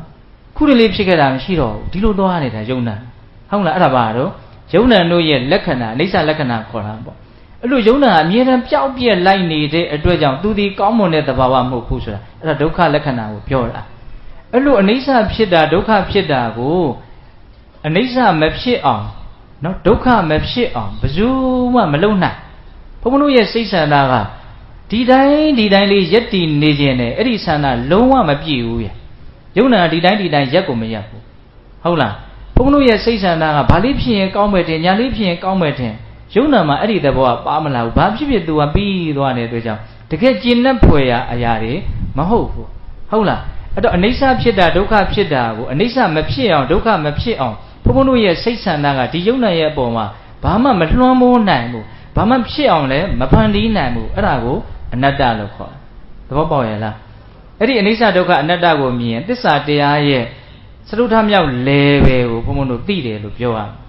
ဟုတ်လားကံကံရဲ့အကျိုးကိုသိတယ်ပုဂ္ဂိုလ်တ attva မရှိယုံနာမဲ့ဖြစ်နေတာလို့သိတယ်ဖန်ဆင်းလို့ဖြစ်နေတာမို့အကြောင်းမဲ့ဖြစ်နေတာမို့အကြောင်းအကျိုးသဘောလို့သိတယ်အနိစ္စဒုက္ခအနတ္တလို့သိတယ်ဟုတ်ပြီနော်အဲ့လိုဆိုရင်နောက်ဆုံးအမြင့်မားဆုံးအနှစ်ဆိုင်ဆုံးအမှန်တရားကဘာလဲဆိုတော့သစ္စာ၄ပါးမနက်ကအဲ့ဒါကိုပြောခဲ့တယ်ဘုံကဟုတ်လားသစ္စာ၄ပါးအကျဉ်းချင်းလေးပဲပြောရမယ်ဘဝမှန်ရင်ဘလို့ဖြစ်ချင်းမျိုးပဲဖြစ်ဖြစ်ဘလို့ဖြစ်နေတဲ့ဘဝပဲဖြစ်ဖြစ်ဘဝမှန်ရင်ဆင်းရဲခြင်းပဲဒါဟာအမှန်တရားပဲဒီအမှန်တရားကိုငွေကြီးနဲ့လည်းပဲကာကွယ်ပြောင်းလဲလို့မရဟုတ်လားတခြားဘယ်အရာနဲ့မှကာကွယ်ပြောင်းလဲလို့မရဘူးဘုရားတော်ဘုံဘုံကခေါင်းထဲမှာပေါ်တဲ့အကြောင်းအရာလေးတွေဥမာနေနဲ့ပြောတာရှိတယ်ဆိုရမယ်ဆိုဘုံဘုံတို့အလွန်ယွန်ရှာဆက်စုပ်ဖွယ်ကောင်းတဲ့အနက်မကောင်းတဲ့မစင်ကျင်ကြီးကိုနော်ရွှွန့်နေပါနဲ့နည်းနည်းရောပြီးတော့သူ့ကိုလူယုတ်ကလေးတွေလှုပ်ထားပြီးရင်ပတိလေးပါလေးကန်ဆေးရောင်စုံလေးတုပ်ထားနော်ကြည့်လိုက်ရင်တော့လူလေးတွေပုံစံအမျိုးမျိုးအယောင်မျိုးမျိုးနဲ့ဟုတ်လားဘာပဲမတူတာလဲဆိုတော့အယောင်နဲ့ပုံသဏ္ဍာန်ပဲမတူတာတကယ်အထေတရအမာခံကဘာနဲ့တိဆောက်တာတော့မစင်နဲ့တိဆောက်တာဘဝလည်းအဲ့ဒီတိုင်းပဲလူဆိုတဲ့အယောင်ဖြစ်ခြင်းဖြစ်မယ်နတ်ဆိုတဲ့အယောင်ဖြစ်ရင်ဖြစ်မယ်မြမာဆိုတဲ့အယောင်ဖြစ်ရင်ဖြစ်မယ်လူမှလည်းအယောင်မျိုးမျိုးရှိနိုင်အောင်မယ်ပေါ့နော်တိရစ္ဆာန်ဆိုတဲ့အယောင်လည်းဖြစ်ရင်ဖြစ်မယ်ပြိတ္တာဆိုတဲ့အယောင်လည်းဖြစ်မယ်သို့တော့သေကြတာကသူဟာဘာနဲ့တိဆောက်လဲဆိုယုံနံနဲ့ပဲတိဆောက်ထားတာမမြဲတဲ့အရာနဲ့ပဲတိဆောက်ထားတဲ့အတွက်ကြောင့်တကယ်ကျင့်တတ်ဖွယ်ရာအရာတွေမဟုတ်ဘူးဆိုတဲ့ဒီသဘောကိုပြောတာဟုတ်လားဒါကြောင့်ဘဝဟာဒုက္ခသစ္စာမျှတာဖြစ်တယ်ဆိုတာနံပါတ်1အမှန်တရားဟုတ်လားအဲ့ဒီဒုက္ခသစ္စာဘဝဟာဘာကြောင့်ဖြစ်လဲဆိုရင်ဒုက္ခဖြစ်နေတဲ့ဘဝကိုဒုက္ခဖြစ်မှမသိတဲ့အတွက်ကြောင့်သူ့ပေါ်မှာလိုချင်မိတယ်မမောမိတယ်လို့ဆိုတဲ့တဏှာလောဘဖြစ်လာရတယ်အဲ့ဒီတဏှာလောဘဒီပင်လျင်ဘဝဒုက္ခကိုထပ်ပြီးတော့ဖြစ်စေတဲ့အရာပဲဒုက္ခသမုဒိယသစ္စာနံပါတ်1အမှန်တရားဆိုအဲ့ဒါလောဘသည်ဒုက္ခကိုဖန်တီးတဲ့အရာဒါအမှန်တရားနော်လောဘချုပ်ငြိမ်းရင်ဒုက္ခချုပ်ငြိမ်းမယ်ဒါလည်းအမှန်တရားလောဘချုပ်ငြိမ်းပြီးတော့ဒုက္ခချုပ်ငြိမ်းတဲ့အနေအထားကိုရောက်ဖို့အတွက်အမြင်မှန်တမာဒိဋ္ဌိကောင်းဆောင်တဲ့မဂ္ဂင်၈ပါးကိုပွားများရတယ်အဲ့ဒီမဂ္ဂင်၈ပါးဆိုသောလမ်းသည်အငြိမ့်တဲ့နိဗ္ဗာန်စီကိုစိုက်သွားစေမယ်ရောက်သွားစေမယ်လမ်းမယ်အဲ့ဒါလည်းအမှန်တရား၄ခုမြောက်အမှန်တရားကြီးမတစ်ချက်တော့၄ချက်နော် ngã cũng nhau mà đeo của biểu này là nó càng càng ye chú của tì để giống như mấy xì ra lô tì để ô cô ta đâu vào xì vũ bỏ nó biết được bạn đấy phan xin lô cháu mấy xin để ra lên một phan xin lô xin để ra lô cháu chú ta bỏ lô tì để nấy ra đâu cả nát lô tì để khu ngã cũng nhau xem cho nó phan tì nào đó tết xa lê ba của tì ấy đi tết xa lê ba cho nó tôi à Amandia là blue pure mà rồi đó sống rồi Amandia rồi cho ra vào tôi của tì đoa vì số lượng xe tì để lùi ye xây à lâu quá phiêu sen tan sen đó sen lâu quá phiêu sen tan sen đó bắt mà sen đó đã bắt đi mấy nhà này tì mấy số lượng xe đó nó tất cả ya đấy thì rồi số đấy giống như bọn mà bố cô ta đâu rồi thêm mà đi đấy anh nhớ thế đâu anh nhớ cái gì của piang sen áo xí cho này ấy đi xí cho gì ye giá là cả ba lẻ số đó tôi ye anh naga mà bê số đó mới xí tôi nè naga này lâu quá giá biết đó tôi nè bê này à lâu quá giá biết đó ông miền mu ra đây rồi là ai cũng biểu là nó đã sống rồi ông miền mà sống ông miền mu à ai là vậy đó bây giờ tất cả đều ưu tiên thì tôi ye anh naga mà có nào thì bà mà mới biết rồi anh ấy tha tây gia gì đấy anh ấy tha cũng sáu tuổi là đấy tôi ye ông miền mu à bây giờ anh lúc chín tuổi là đấy rồi thế sao sống rồi tây tuổi đấy không là tôi xem à thế sao anh mà đi ăn đi cái đấy tự nhiên tự đâu ông miền mu à đấy anh ấy miền miu miu xí này càng càng ye chú của tự nhiên giá xí đấy ông miền mu à miu giống như mấy phi này là bố cô ta đòi xí ra một phút số đấy anh đi của tiền giá xí mấy ông miền mua à tem yêu không là trong chú số đấy anh đi của tiền giá xí mấy ông miền mua à tem yêu nấy sao đâu cả anh đã của tiền giá xí mấy ông miền mua à tem yêu aku bố mua anh miền giống của biểu là nó tức là lấy vào của cái tiền giá xí mấy ông miền mua à bây giờ khác cả là mà tiền lệ trả sung nhiên mới xí đấy ông miền mua không vậy là ấy đi lo ông miền mua miêu đi của gì vậy bây giờ nhớ sao bây giờ họ lại đi tới nào cũng xí đấy Shota dan tahatina tingami mandu ti zini ikinsa zia madana tawi tingama sukdamo. Lu diao ka soan yi tati chi ma lon lo yan tu tatang ko tu tayao the ne anai chi mong piat lai nai. Taw lai da na. Da pai me lu tayao ka ro ai di lo aung myan mu myo ma ya bu. Though tu sai ko tu tajain takha mya anai ya lai de. Hou la? Ikinsa zia madana tajain law ko anai ya de.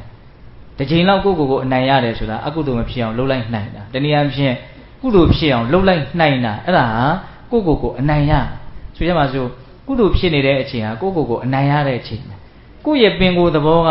ကုသိုလ်မှာမပျော်ဘူးစိတ်ရဲ့သဘောကတမင်လှုပ်ယူရတာဒါကုသိုလ်လေးရလိုက်တာအောင်မြင်မှုရတာတကယ်ကနောက်တစ်ခုကအကုသိုလ်ရှောင်နိုင်တာလည်းပဲအောင်မြင်မှုရတာ तू လှုပ်ချင်တာယူကိုကလှုပ်ခွင့်မပေးဘူးမင်းလှုပ်မင်းမဲဆင်းရဲမှာမလှုပ်နဲ့ဆိုတာမျိုး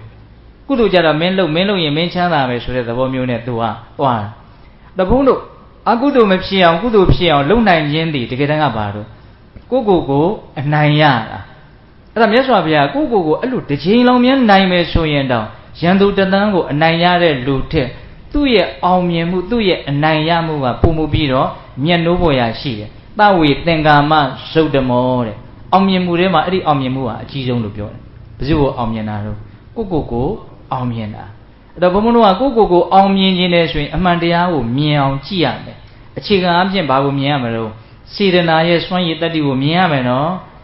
ငါမကောင်းတဲ့စိတ်ထားလို့တော့မရဘူးဒါခိုင်မာဘုံဘုံတို့မှာဒီဆုံးဖြတ်ချက်ရှိနေရမယ်ငါကောင်းတဲ့စိတ်ထားမှဖြစ်မယ်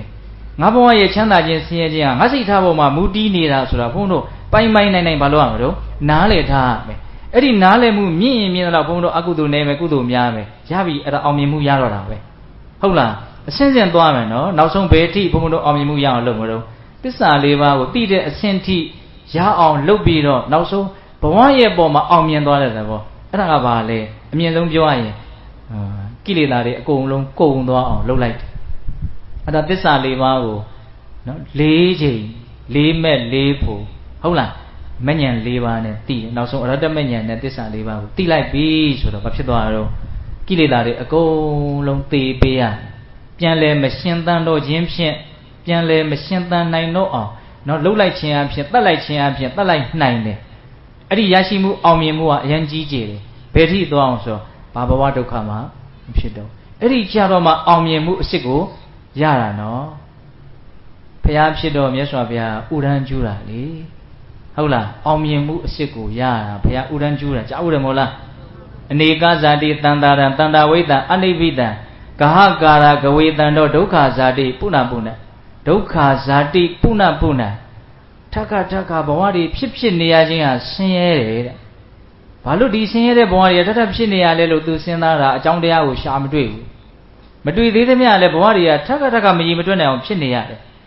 နောက်တော့အသိဉာဏ်တူကိုရတဲ့အခါမှာဒီဘဝဒုက္ခတွေဘာကြောင့်ဖြစ်တာလဲဆိုတဲ့အကြောင်းတရားကိုသူမြင်တယ်လောဘ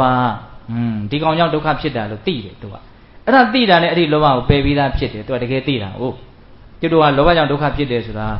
အပြောပဲပြောနေတာနားပဲထောင်နေတာတကယ်လောဘဒုက္ခကိုဖန်တီးတယ်လို့ထဲထဲဝင်ဝင်ဘုန်းဘုန်းတို့ကမသိသေးဘူးသိမယ်ဆိုအဲ့ဒီလောဘပဲရှိမလို့သဘောပေါက်လားဘုန်းပြောတာဟုတ်အဲ့ဒီမှာမြတ်စွာဘုရားကဥဒန်းကျူးတာ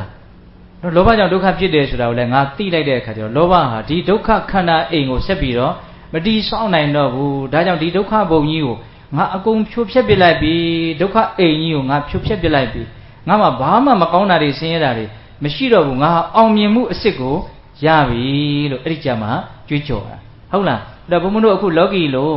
နော်စီဝါရေးလို့စီဝါရေးရတယ်ဆိုလည်းဒါအောင်မြင်တယ်ပြောရတာပေါ့နော်စီဝါရေးနယ်ပယ်မှာဟာဒီလိုကအောင်မြင်တယ်မပညာရေးမှာဘွဲတွေပါလိအများကြီးရဆိုပညာရေးမှာအောင်မြင်တဲ့လူပြောကြတာရှိတယ်နော်မဟုတ်ဘူးဘုံဘုံကဆိုလိုတာမဟုတ်ဘူးဒီအောင်မြင်မှုတွေကအမြဲထာဝရရရှိနေတဲ့အောင်မြင်မှုတွေမဟုတ်အခက်မသိရင်မသေးခင်မှာတောင်ပြတ်သွားနိုင်တယ်ဟုတ်လားသိကြတာကတော့သိပြီဆိုတာနဲ့ဒီရရှိထားတဲ့အောင်မြင်မှုတွေဟာတခန့်ရက်သွားပြန်ရောပြီးတော့တစ်ကနေပြန်ပြီးတော့စရပြန်အောင်မယ်ဟုတ်လားဒါကြောင့်လောကီရရှိတဲ့အောင်မြင်မှုတွေဟာအမြဲတမ်းကြာရှုံးသွားနိုင်တဲ့အန္တရာယ်ရှိတယ်ဟုတ်လားပြန်လဲမကြာရှုံးနိုင်သောအောင်မြင်မှုဆိုတာမဉ္ဇဉ်ပူညာရတဲ့အနေအထားကိုရည်ရွယ်တာဒါကြောင့်လူငယ်တွေအနေနဲ့ဒီတရားစကားတွေကမြင့်မားနေတယ်ဆိုတာဘုံဘုံကသဘောပေါက်ပါတယ်သို့တော်လည်းပဲနော်ဒီအရွယ်တွေမှာနော်ဒီမြင့်မားတဲ့အကြောင်းအရာတွေကိုမသိနိုင်တဲ့အနေအထားမရှိပါဘူးအဲ့တော့ဒီထဲမှာဒီလိုအရွယ်လေးတွေထဲမှာလည်းပဲအဲ့ဒီလောက်ထိမြုံမှန်းချက်ထားပြီးတော့အဲ့ဒီလောက်ထိရအောင်မြင်မှုကိုရကျင်တယ်ဆိုတဲ့လူတွေမပါဘူးလို့ပြောနိုင်မလားမပြောနိုင်ဘူးဒါကြောင့်ဘုံဘုံတို့ကတော့ပြောစရာရှိတာကိုတော့ကုံအောင်ပြောရမှာပဲပေါ့နော်ဘဝထဲမှာအစဉ်ပြေဖို့ဘဝထဲမှာကြီးပွားဖို့ချမ်းသာဖို့ဘဝတွေတဘဝပြီးတဘဝပူပူပြီးတော့ကောင်းမွန်တဲ့ဘဝတွေကိုရဖို့နိလန်းကိုလည်းပြီးပြီလေအကောင်းဆုံးကိုမှရွေးပေးလိုက်တာဗာပေးလိုက်တာတော့ဆိုတော့ကမေတ္တာဘဝထဲမှာအစဉ်ပြေဖို့သူ့တဲ့အစဉ်ပြေတာရှားမနေနဲ့မရှိဘူးဟုတ်လားဒီမေတ္တာကရုဏာမုဒိတာဥပေက္ခအတွဲလိုက်နားလည်ထားရင်တော့လည်းပိုကောင်းတယ်ပေါ့နော်အဲ့ဒီမေတ္တာခေါင်းဆောင်တဲ့ဗြဟ္မဝိဟာရတရားနဲ့နေမယ်ဆိုလို့ရှိရင်ဘဝတန်တရားထဲမှာအကောင်းဆုံးအဆောင်နဲ့ကိုဟာနေနေတာပဲဘာမှဒုက္ခရောက်စရာအကြောင်းမရှိဘူးဒါပေမဲ့ဘုန်းဘုန်းတို့ရဲ့စိတ်ဘုန်းဘုန်းတို့ရဲ့ဉာဏ်ဘုန်းဘုန်းတို့ရဲ့အသိကဒီလောက်လေးတင်ရက်နေမှာမဟုတ်ဘူးလို့ဘုန်းဘုန်းကယုံကြည်ဟုတ်လားဘဝရဲ့ပေါ်မှာညင်းငွေလာတဲ့သဘောဆိုတာဖြစ်လာနိုင်တယ်တကယ်ဘုန်းဘုန်းတို့ကိုးဝယ်တဲ့မြတ်စွာဘုရားဖြစ်စေခြင်းတာအဲ့ဒါအဓိကဖြစ်စေခြင်းတာဘုန်းဘုန်းမြတ်စွာဘုရားရဲ့ဒေသနာတွေနော်ဘုရားဟောထားတဲ့ဒေသနာတွေအများကြီးလေးလာနော်အများကြီးကြည်ပါတယ်ဒါတွေကြီးပြောတာယာဝံရှိတမေဘိက္ခုအလမေဝသဗ္ဗသင်္ခါရေတုနိဗ္ဗိန္တိတုံအလံဝိရစီတုံအလံဝိမု ක්ෂි တုံအကြောင်းတရားတွေကြောင့်ဖြစ်နေတဲ့ဒီယုံ nant သင်္ခါရတရားတွေရဲ့ပုံမှာညီးငွေခြင်းကထိုက်ပြီးညီးငွေသင့်မင်းတို့မပြင်းကြသေးဘူးလားလို့ပြောတာဟုတ်လားဒီတရားတွေရဲ့ပုံမှာဆွဲမဲ့မှုကင်းခြင်းကသင့်ပြီးဒါတွေပုံမှာမင်းတို့မက်မောနေကြတော့မဲလားဒါတွေကိုမထားခဲ့နိုင်ဘူးလားမစွန့်လွတ်နိုင်ဘူးလားဆိုတဲ့သဘောမျိုးပြောတာနော်အလံဝိမု ක්ෂි တုံဒီတရားတွေဒီဒုက္ခတွေကနေမင်းတို့မလွတ်ကြသေးဘူးလာ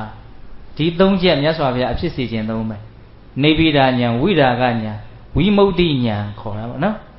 ညီးငွေတဲ့သဘောဆွဲမဲ့မှုကင်းတဲ့သဘောလွတ်မြောက်သွားတဲ့သဘောမညီးငွေပဲနဲ့ဆွဲမဲ့မှုမကင်းဘူးဆွဲမဲ့မှုမကင်းပဲနဲ့ဒုက္ခနဲ့စိတ်ဟာမကွဲကွာဘူးစိတ်ဟာဘယ်တော့မှဒုက္ခလက်ကမလွတ်ဘူး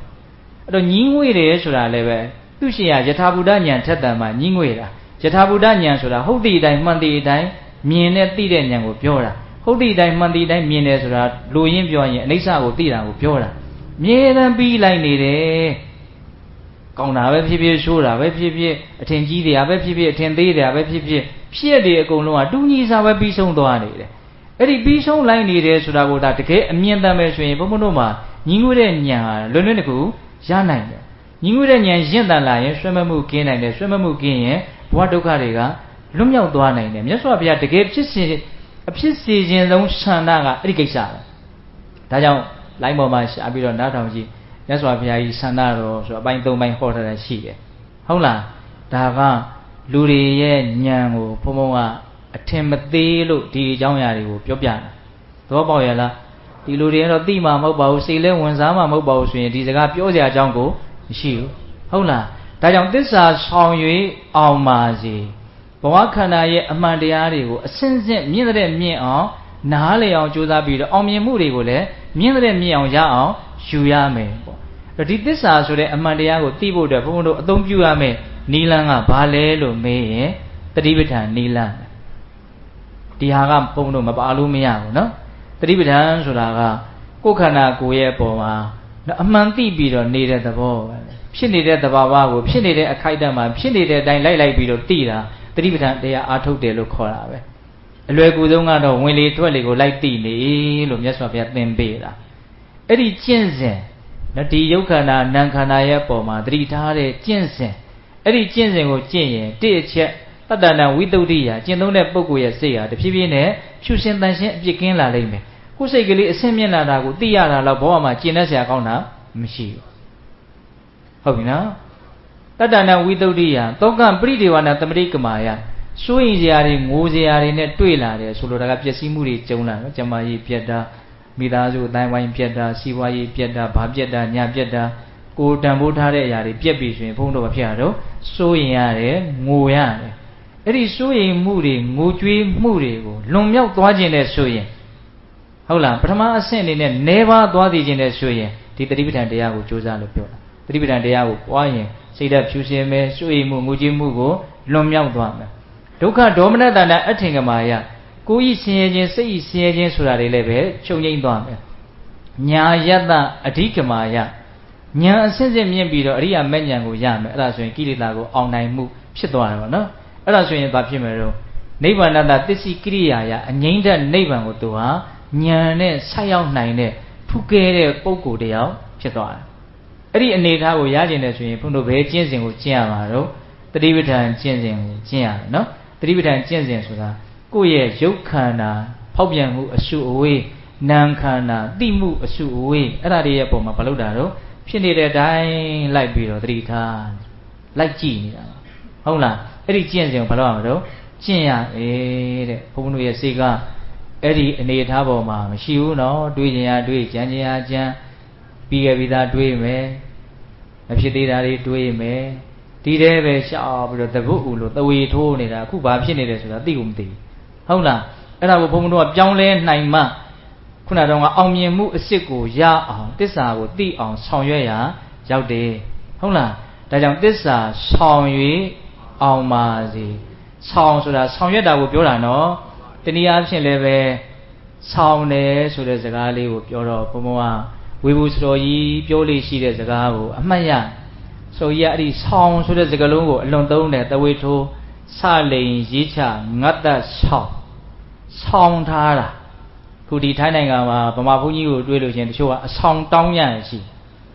ဟုတ်လားဘုန်းကြီးဒီမှာအဆောင်ကောင်းတွေပါတယ်ဆိုရင်ကပိသက်တွေယူပါလားမနေ့ကတော့ဘုံဘုံကအဆောင်တောင်းတဲ့လူရှိဟုတ်လားငါမှဘာဆောင်မှမရှိဘူးလို့ဟုတ်လားအဆောင်လို့ပြောလိုက်တဲ့အခါကျတော့တရားဂုဏ်တော်6ပါးထဲမှာ5ခုမြောက်ဂုဏ်တော်ကဘာတဲ့တော့တရားမှလည်းမလှုပ်ပါလားဩပါနေကော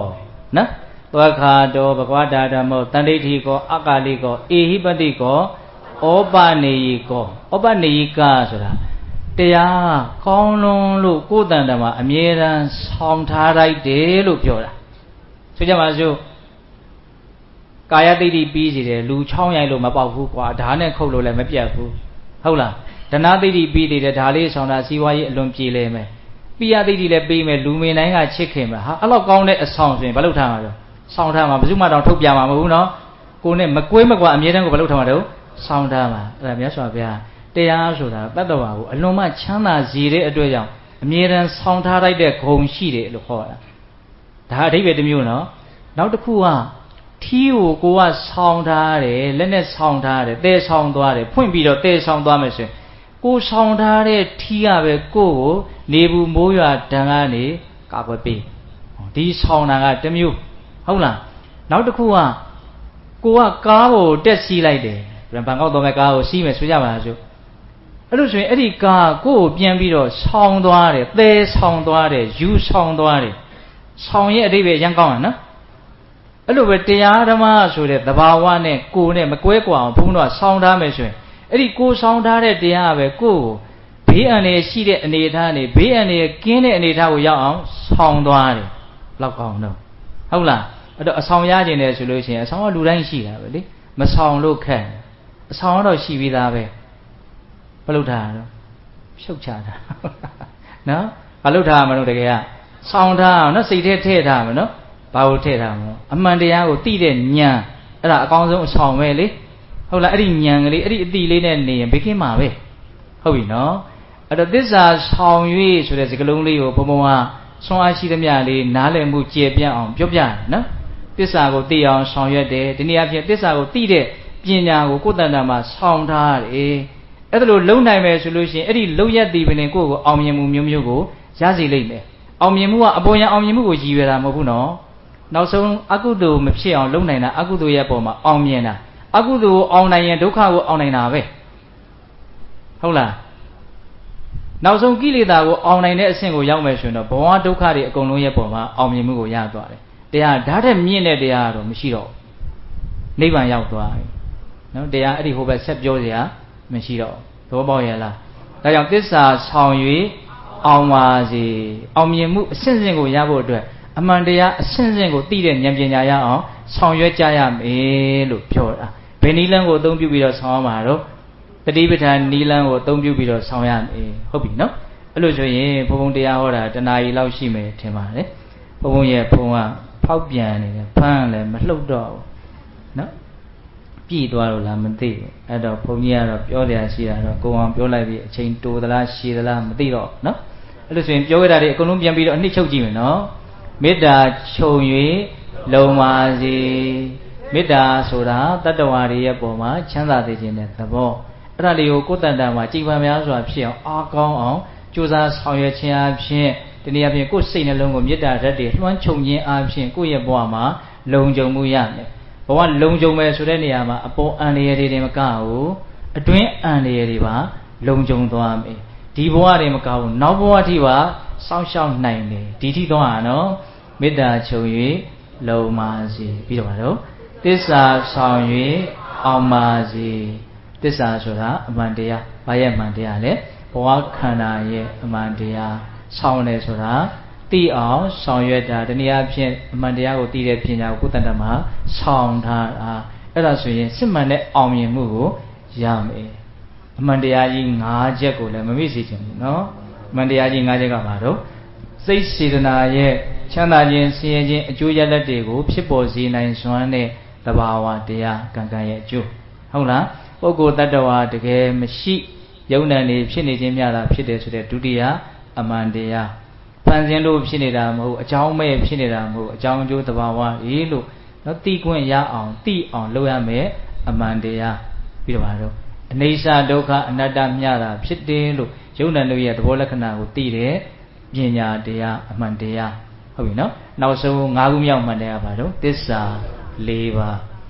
နော်အမှန်တရားရဲ့ level ကမြင့်မြင့်တော့သူ့ကိုသိတဲ့ဉာဏ်ကလည်းမြင့်လိုက်သွားတယ်ဉာဏ်မြင့်မြင့်တော့ရရှိတဲ့အောင်မြင်မှုကလည်းမြင့်သွားတယ်နောက်ဆုံးဘယ်ဉာဏ်ကအမြင့်ဆုံးတော့မဲ့ဉာဏ်ပုံဉာဏ်ကိုကုသိုလ်လုပ်တိုင်းမဲ့ဉာဏ်ပုံဉာဏ်မျက်နှိဗံကိုမျက်မှောက်ပြုရစေလို့တော့ဆိုရတာမရှိဘူးလားအပေါ်ယံဘုန်းကြီးကချပေးလို့ဆိုရတဲ့အနေအထားမျိုးကိုတော့ကြော်လွန်သင့်တယ်နော်ကိုယ်စိတ်แท้ကောစားစိတ်ပါလက်ပါနားလည်အောင်လုပ်ပြီးတော့တကယ်ရလို့တဲ့ဆန္ဒနဲ့လိုက်ဆိုတာမျိုးဖြစ်တဲ့တယ်ပေါ့ဟုတ်လားဒါကြောင့်ဘေးတာပေါင်းတော်ကောင်းတို့သည်မေတ္တာခြုံ၍လုံကြတဲ့ပုဂ္ဂိုလ်တွေဖြစ်ကြပါစေသစ္စာဆောင်၍အောင်ကြတဲ့ပုဂ္ဂိုလ်တွေဖြစ်ကြပါစေလို့ဘုန်းတော်ဆန္ဒပြုပြီးတော့ဒီကနေ့ပြုကြတဲ့ကုသိုလ်ကောင်းမှုအစုစုရဲ့စွမ်းတတ္တိကြောင့်ဘုရားတပည့်တော်တို့ဒီမဲ့ညာပူညာမျက်နှိဗံကိုလင်းမြန်ထုတ်ချောင်းမျက်မှောက်ပြုရစေကုန်သောဟုပတ္တနာအောင်စုပြုကြကုန်ရာတည်း